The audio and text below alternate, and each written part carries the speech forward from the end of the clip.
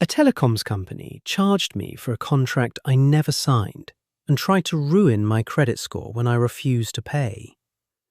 This went on for 11 months. 11 months of letters, phone calls, threats, and a debt collection agency turning up in my inbox. All for a contract I had never entered into, for a phone I had never received, for a service I had never used. It started with a letter, formal headed paper, account number at the top, a demand for £340 in outstanding payments. I assumed it was a mistake. Wrong address, simple error. A phone call would sort it. It did not sort it. The person I spoke to confirmed the account existed in my name, at my address, with my date of birth. They said the contract had been taken out 18 months earlier. They said the phone had been delivered and signed for. I had never signed for a phone. I had never contacted this company in my life. I told them this clearly. They said they'd investigate and come back to me. They didn't come back to me. Instead, 3 weeks later, another letter arrived. This one was from a debt collection agency. I sat at my kitchen table and I felt something cold and focused settle over me. I had done nothing wrong. I was going to prove it, and I was going to make absolutely sure they understood what they'd put me through. I requested a subject access request from the telecoms company immediately. Under UK data protection law, they were required to provide me with all data they held in my name within 30 days.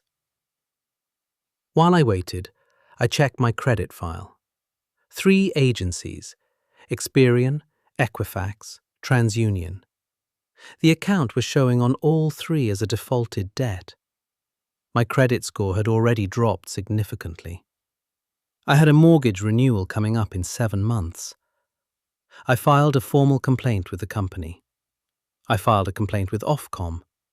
I filed a report with Action Fraud because the account had almost certainly been opened using my details by someone else. Identity theft is a crime regardless of how the company chose to characterize it. The SAR came back. The contract had been opened online. The delivery address for the phone was different from mine, an address in a different city entirely. The signature on the delivery confirmation was nothing like mine. The email address on the account was a variation of my name I had never used. I compiled everything into a document. 17 pages. Every piece of evidence, every date, every letter, every complaint reference number. I sent it to the company's complaints department, their legal team, and the CEO's office. Same document, same day, recorded delivery and email. I gave them 14 days to respond formally, or I would be filing with the financial ombudsman and pursuing them through the courts for damage to my credit file. Their legal team called me on day 9. I let it ring twice before I answered. They confirmed the account had been opened fraudulently. It had taken them 9 days and a 17-page document to confirm what I had told their customer service team 11 months earlier in a 3-minute phone call. They wrote to all 3 credit agencies immediately to have the account removed and my credit score restored. They sent a formal letter of apology. They offered a goodwill payment of £200. I didn't accept £200. I wrote back and set out the damage. 7 months of stress. Documented anxiety I had discussed with my GP during that period. Time taken.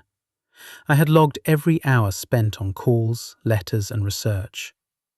A mortgage renewal I had delayed because of the credit score impact, costing me a higher rate for longer than necessary.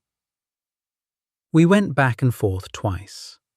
They settled at £1,400. My credit score was fully restored within 6 weeks. My mortgage renewed at the rate I should have had 7 months earlier. The debt collection agency confirmed in writing that the matter was closed. I kept the 17-page document. I've helped 3 people I know use the same approach since then. Know your rights. They're more powerful than most companies want you to believe.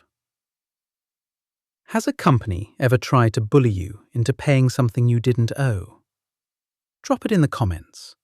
And if you want more complete stories with no part 2s that never come, follow the page. New story every day.